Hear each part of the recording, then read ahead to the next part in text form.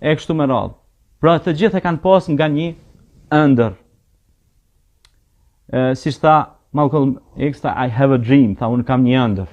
Dhe e realizoj atë ëndër, për me ja dhënë drejtën edhe atyne që ishin me ngjyrë që të kenë edhe ata drejtën e besimit, punës, arsimit e kështu me radhë.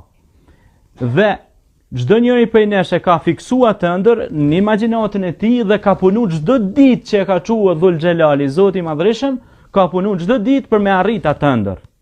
Dhe shumica prej nesh ma merr mendja që e kemi arrit atë ëndër.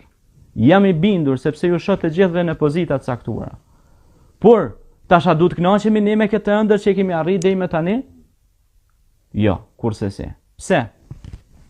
Muhamedi alayhi salatu vesselam u përgatit për ta realizuar atë ëndër. U rrit në 5 shtëpi jetim. Pra në 5 shtëpi u end.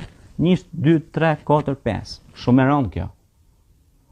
Do thot u rritë, u kalitë, u stërvit për me realizu ëndrën e tij, do thot që ishte ëndër jo vetëm e tij, po ishte ëndër e mbar umetit dhe e mbar komunitetit.